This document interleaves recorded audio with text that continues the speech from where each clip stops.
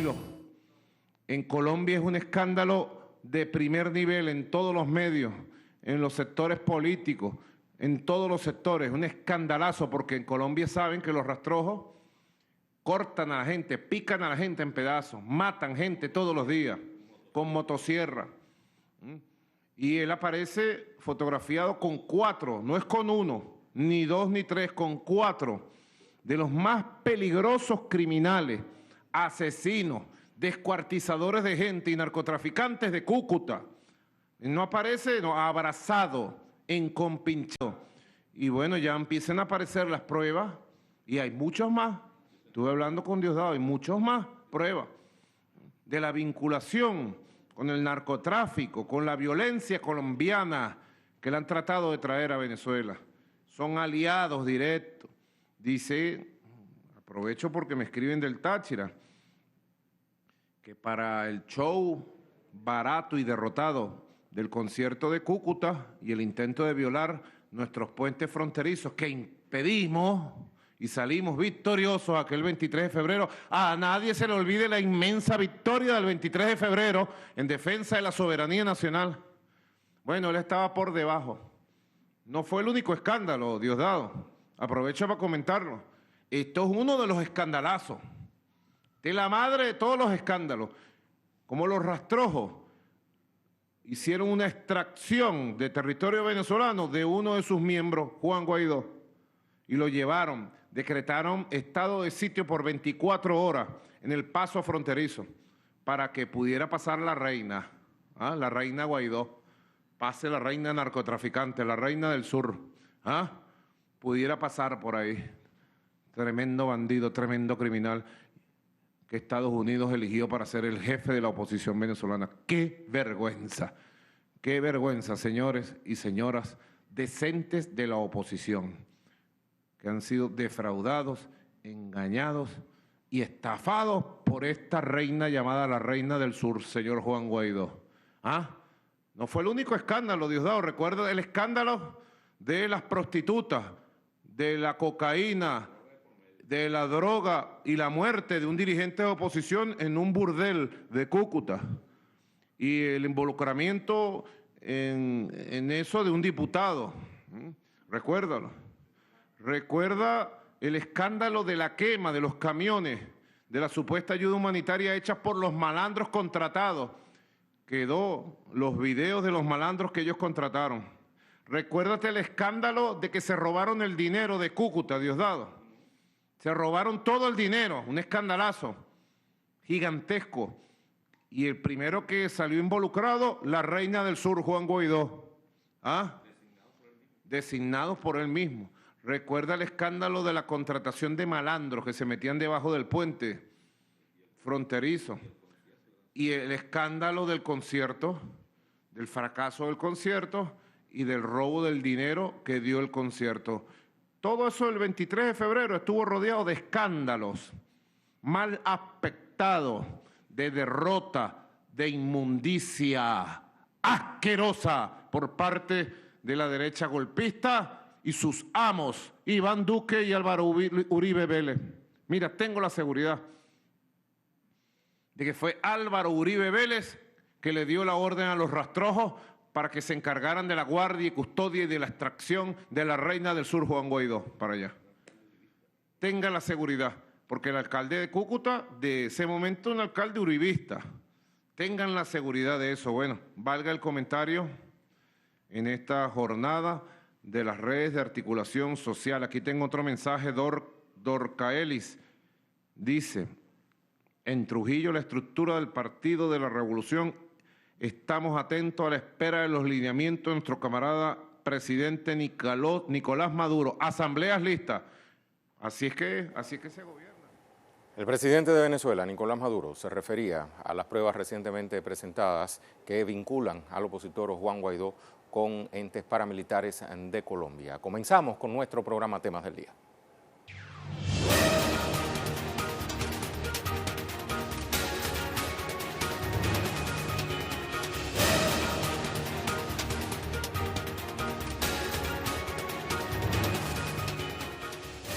Y la pregunta del día tiene mucho que ver con lo que recién escuchábamos en voz del presidente de Venezuela, Nicolás Maduro. Aquí está, tras revelarse pruebas que vinculan al opositor Juan Guaidó con paramilitares de Colombia, autoridades de Venezuela abren una investigación judicial. Los gobiernos que legitiman al autoproclamado presidente interino prefieren callar. Le preguntamos por qué.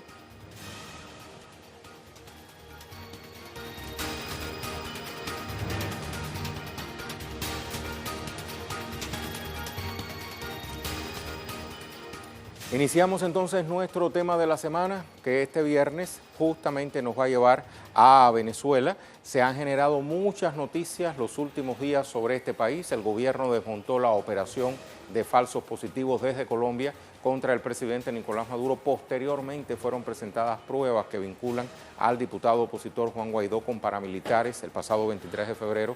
Y en paralelo las autoridades venezolanas alzaron su voz en la ONU contra el bloqueo de Estados Unidos. Pero para ampliar este tema, está con nosotros en nuestro estudio Leonel Retamal. Él es uno de nuestros corresponsales. ¿Cómo estás, Leonel? Acércate para que la audiencia de Telesur se entere de primera mano sobre todos estos hechos. ¿Todo bien? Todo bien. Aquí muy buenas tardes. Bastante acontecido. Gracias. Asimismo, es bastante acontecida Venezuela por estos días. Yo creo que me quedé corto, ¿no?, a la hora de mencionar algunos de los hechos que han marcado el panorama informativo de esta semana respecto a este país suramericano. ¿Tú me ayudarás? Claro, hoy precisamente viernes conocimos dos informaciones. Primero, esta denuncia y formalización que hizo el ministro del Interior, Néstor Reverol, de Venezuela, entregando detalles, hizo público unos videos, también fotografías que vinculan, como vemos, al diputado autoproclamado Juan Guaidó con esta banda, Los Rastrojos, una banda paramilitar ampliamente conocida en Colombia. Si te parece, vamos a escuchar las declaraciones del ministro Reverol. La tenemos aquí. La de Guaidó a territorio colombiano el pasado mes de febrero de este año se trató de una operación de extracción de narcoparamilitares colombianos, quienes le brindaron a Guaidó seguridad y custodia durante el recorrido y en territorio colombiano, desde un sector denominado La Palmita, en el estado Táchira, hasta Puerto Santander. Todas esas comunidades fueron sometidas por más de 24 horas a toque de queda paramilitar para evitar que Guaidó fuese visto y como parte de una condición de traslado. Describía entonces el ministro Reverol esta situación en la que se vio implicado el opositor Juan Guaidó con representantes de un grupo paramilitar en Colombia. Claro, esta es una situación que fue denunciada el día de ayer por organismos de derechos humanos, defensores de derechos humanos de Colombia, que tenían ya un estudio previo, lo denunciaron incluso en febrero de este año, el día que fue este concierto, luego el intento de cruzar por los puentes la ayuda humanitaria, y todo esto está configurando nuevos casos de investigación contra el diputado Guaidó. Hoy también se le sumó un nuevo caso que presentó y que determinó un fiscal especial, el fiscal nacional de Venezuela, para investigar y seguir ahondando en las responsabilidades penales que le competan. Hay unas declaraciones de él también que pasamos a escuchar. Tarek William Saab, lo escuchamos. Ante las graves evidencias hechas ya públicas a nivel mundial en las últimas horas respecto a la vinculación del ciudadano Juan Guaidó con el grupo narcoparamilitar conocido como Los Rastrojos, este Ministerio Público ha decidido abrir una investigación penal. Ahí estaba. Bueno, Leo, no solo de esto fue noticia Venezuela a lo largo de la semana, ¿cierto? Todo esto se produce mientras comenzaron el día martes 10 unos ejercicios militares que convocó el presidente Nicolás Maduro la semana anterior, a raíz de todo este escenario que se estaba configurando y que ya tempranamente se despertaron las alertas. Alerta que se convirtió en una alerta naranja para la Fuerza Armada Nacional Bolivariana, que implica todo un despliegue en terreno, preparación de equipamiento, de fuerzas humanas, para estar pendientes ante lo que el presidente ha denunciado como la posible generación de un falso positivo en la frontera, que, bueno, con todos estos antecedentes... Falso positivo al que en los últimos días se sumó la revista Semana. Exacto, que el ministro de Comunicación, Jorge Rodríguez, desmintió y desmenuzó parte por parte y fue bastante contundente en rechazar todas las acusaciones que aquí venían, puesto que hay mal uso del lenguaje, por ejemplo, o que acusa una actitud laxa de la Fuerza Armada Nacional Bolivariana con grupos irregulares en la frontera. Todo eso fue desmentido durante la semana también por el gobierno venezolano. Y en la arena internacional, ¿cómo ha alzado su voz Venezuela? Venezuela sigue planteando esto. El presidente Nicolás Maduro, por un lado, dijo que iba a llevar todos estos antecedentes ante el Consejo de Seguridad de la ONU para denunciar las actitudes provocativas e injerencistas de parte de Colombia. Y también el ministro canciller, el ministro de Relaciones Exteriores, ha llevado todas estas denuncias también en el caso que se está produciendo en estos días de la sesión del Consejo de Derechos Humanos en Ginebra, en Suiza, y ha señalado y ha rechazado el informe que conocimos de Michelle Bachelet. Ha dicho que es un informe poco riguroso, que no consideró los datos que ellos le presentaron y que está constituido y conformado con muchas imprecisiones en general. Tenemos las declaraciones del canciller Arreaza justamente en nuestro programa, lo vamos a escuchar. Esas conclusiones del informe de la señora Bachelet, de nuevo, no tienen ningún tipo de rigor. Usted no puede decir que se presume que algunas de esas muertes pueden haber sido ejecuciones extrajudiciales. Dennos nombres y apellidos, familias, teléfonos de a quién se ejecutó extrajudicialmente para nosotros investigar con la Fiscalía, con el Poder Judicial, caso por caso. ¿Cómo es eso que usted da una cifra general de sucesos en enfrentamientos y luego dice se presume que pueden haber sido algunas de ellas, y luego los medios de comunicación y los gobiernos que quieren tanto a Venezuela, de estos grupos y cárteles de Lima y no sé qué, dicen, no, ella dijo que eran no sé cuántos miles de ejecuciones extrajudiciales? Entonces ya el informe es errático, poco riguroso y tendencioso. Declaraciones entonces del canciller de Venezuela, fresquitas de esta jornada. Pero Leo, también sobre la arena internacional, específicamente desde Estados Unidos, hay un tema que de cierta forma tocó a Venezuela, y es la destitución de John Bolton. Claro, se supo durante esta semana también, y como acostumbra el presidente Donald Trump a través de sus redes sociales, comunicó que le pidió la renuncia, y luego en un segundo tuit confirma que esa renuncia fue aceptada por John Bolton, este asesor de seguridad, que se hizo famoso o muy conocido en Venezuela por decir que todas las opciones contra Venezuela estaban sobre la mesa. Y bueno, o sea, había mucha especulación respecto a ese tema. Luego un tuit nuevamente del presidente Donald Trump en que asegura que va a ser más fuerte todavía. Sigue hablando el presidente Maduro. Informaciones destacadas a esta hora. Vamos a escuchar. Eso coincide, Diosdado, con las encuestas que conocemos. Más del 80% de los venezolanos están en contra de Donald Trump, de las sanciones, del bloqueo y de las medidas económicas coercitivas, unilaterales y criminales que se han tomado contra Venezuela. Más del 80% de los venezolanos está en contra, más allá de las diferencias ideológicas y políticas. Exactamente. Entonces, fíjate, yo quería, como Eva trajo este tema, hago este comentario, ¿no? ¿Cómo va la organización de las VC, de los líderes de calle y los líderes de comunidades? Adelante, Eva.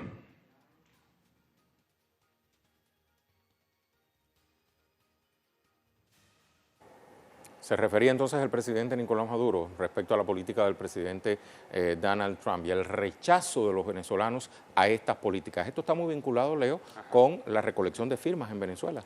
Esta es una campaña que propuso el presidente Donald Trump, el presidente Nicolás Maduro contra Donald Trump. No More Trump es la campaña que ya suma 12 millones de firmas, que va a ser presentada ante el secretario general de Naciones Unidas, Antonio Guterres, para señalizar y simbolizar cómo el pueblo venezolano es un pueblo de paz, que solamente con su firma quiere decir que es un pueblo que quiere vivir en tranquilidad, en independencia, y por lo tanto este domingo 15 es el plazo final para concluir esa recolección de firmas aquí en Venezuela. ¿Por cuántas firmas va ya? Ya van 12 millones. Ok. Y también nos quedaría algo por señalar respecto a Venezuela, y es que esta semana, como parte de ese repudio del pueblo venezolano, no solo a Estados Unidos, sino también a las políticas de Colombia respecto a Venezuela, salieron a marchar los jóvenes socialistas. El día de ayer, la juventud del Partido Socialista Unido de Venezuela conmemoró 11 años. Fue creada esta organización en el año 2008 por Chávez, y ayer vimos un despliegue de mucha energía, mucha fuerza y vitalidad de estos jóvenes, y tenían dos mensajes principales. por la vida y por la paz y contra el injerencismo y el bloqueo de parte de Estados Unidos, y por supuesto tuvieron voces para rechazar los intentos de confrontación en la frontera con Colombia y tenían un mensaje de hermandad y de fraternidad con el pueblo colombiano.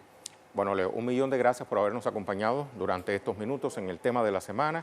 Leonel Retamal, el chico de la semana en Venezuela, ha estado informando desde diferentes escenarios todo lo que ha acontecido, tanto dentro como fuera de este país y que repercuten en la política de esta nación suramericana que sigue alzando su voz por el respeto a su soberanía y por el respeto a la paz sobre todo, ¿cierto?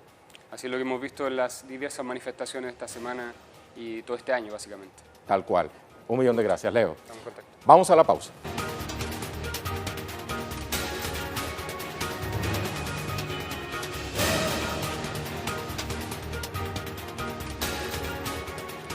Este viernes en Estados Unidos, cientos de jóvenes y movimientos ecológicos acompañan a la ambientalista sueca Greta Thunberg en una concentración frente a la Casa Blanca. Exigen leyes contra los efectos nocivos del cambio climático. Le vamos a hablar entonces en nuestro segundo tema del día. Acompáñenos.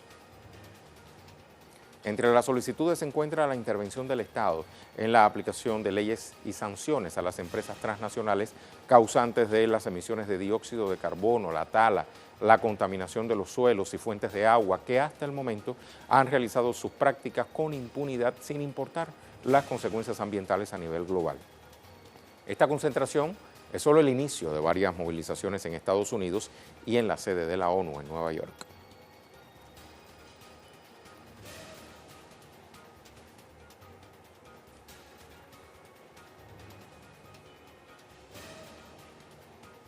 Nuestra corresponsal Alina Duarte desde Washington, D.C. nos tiene más información. Saludos, Alina, adelante. Hola, ¿qué tal? Muy buenas tardes. Así es, el día de hoy cientos de jóvenes, en su mayoría estudiantes de la zona metropolitana aquí de Washington, D.C., Maryland y Virginia, han decidido atender el llamado a la huelga por el cambio climático.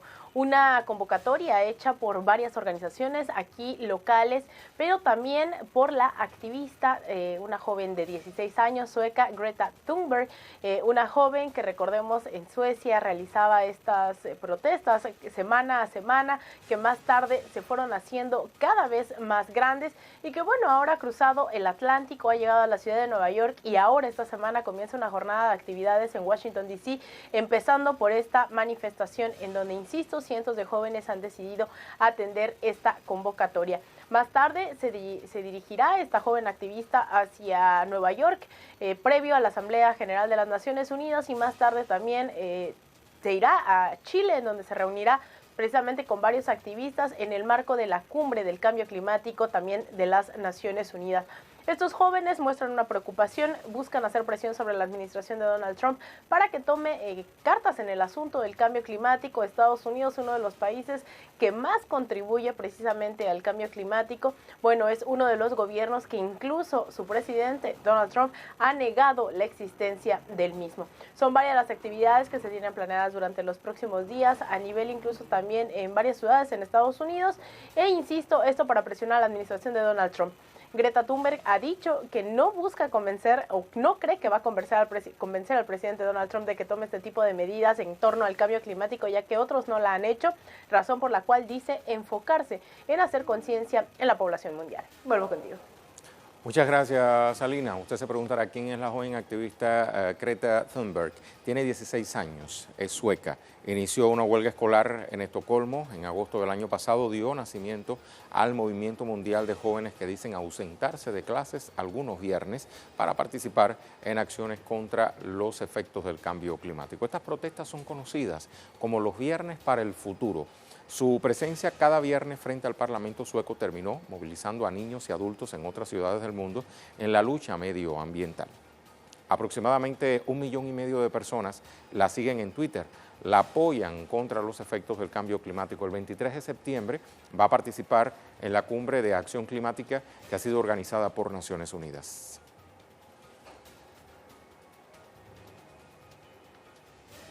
Como le decíamos, usuarios de Twitter apoyan los Viernes por el Futuro en su lucha contra el calentamiento global. Por ejemplo, este usuario que vemos en pantalla dice: solo imagina simplemente haciendo lo que Greta Thunberg está haciendo ahora, concientizar sobre un tema tan crítico. Luego agrega su edad, agrega el autismo, luego considera que lo está haciendo todo en un segundo idioma, una mujer joven para admirar. Otro usuario de Resistance: ¿no sería más justo si esos humanos que han causado estos cambios climáticos y quienes se niegan al cambio climático estén muertos en lugar de las focas? El planeta hubiera estado mejor sin esos terroristas ambientales como Donald Trump y los cárteles del petróleo, los que niegan el cambio climático, quise decir. David dice: no podemos vencer el cambio climático sin ciencia y tecnología. La lucha contra el cambio climático debe ser ante todo efectiva, depende de nosotros con humanidad. Si resolvemos lo global, o sea, la crisis climática global.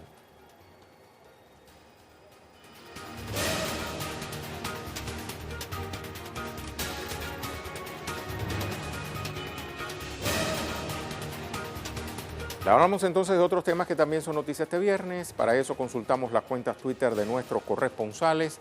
José Manuel Jiménez: Colombia, autoridades desconocen los autores y móviles de la masacre de 4 pescadores de Puerto Olaya, cerca de Barranca Bermeja. Vamos a escuchar.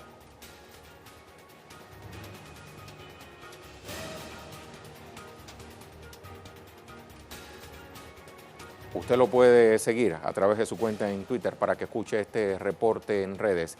Avanzamos a España. Sergio Rodrigo: asciende a 5 los muertos del sureste español tras los efectos de la gota fría provocado por la tormenta Dana. Hay decenas de carreteras cortas, 4 comunidades autónomas afectadas. Quédate, amiga.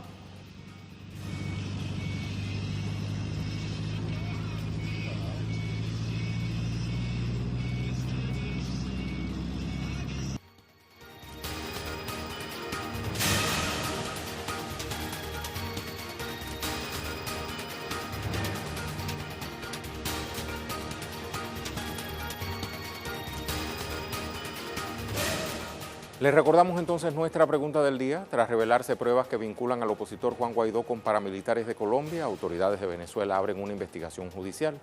Los gobiernos que legitiman al autoproclamado presidente interino prefieren callar. Le preguntamos por qué. Vamos a ver respuestas. La primera: este usuario dice: no les conviene a ninguno, solo Venezuela tiene la palabra y con mucha moral. Otra más: Virginia dice: porque son cómplices. Tercera respuesta: Toña dice: porque tienen infinitas simpatías en negocios ocultos, en rastrojos y ambiciones coloniales. La cuarta: el colega dice: sordos, ciegos, terrorismo bueno, terrorismo malo, en verdad esperan instrucciones del norte. Una respuesta más: Orlando dice: porque es una mafia internacional, familias poderosas como la Rothschild o Rockefeller que no permiten la libertad y la autonomía política y económica de las naciones. Guaidó tenía que estar preso desde que se autoproclamó. Vladimir Ilich Ulyanov no lo hubiese permitido. Otra más: Miguel Bolaño dice: callan porque son aliados y financiados de la derecha fascista y genocida de Venezuela. Queda demostrado una vez más el apoyo de la dictadura narcoparamilitar y cipaya del imperio colombiano con la derecha venezolana. Guaidó es un alfil al servicio de Estados Unidos, dice Miguel. Y por último, Eva Luna dice: porque dime a quién apoyas o con quién andas y te diré quién eres. Si apoyas a un delincuente como Guaidó, dice esta usuaria, es muy difícil no lo seas también. No hacen falta más pruebas para enviar a la cárcel a Juanito Alimaña, dice ella.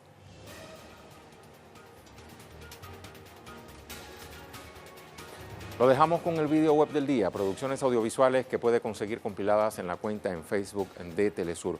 Hoy demostramos un material que está relacionado con la recuperación y crecimiento turístico en Nicaragua.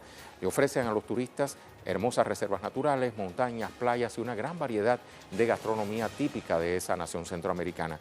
Con esas imágenes despedimos por hoy. Hasta la próxima.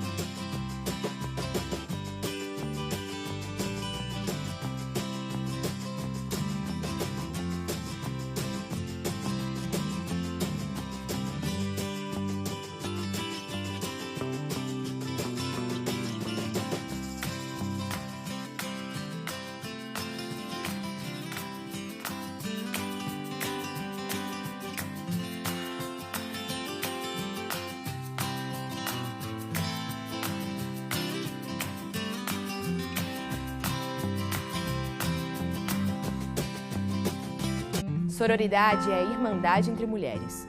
Desde a chegada de Jair Bolsonaro ao poder, a vida de nós mulheres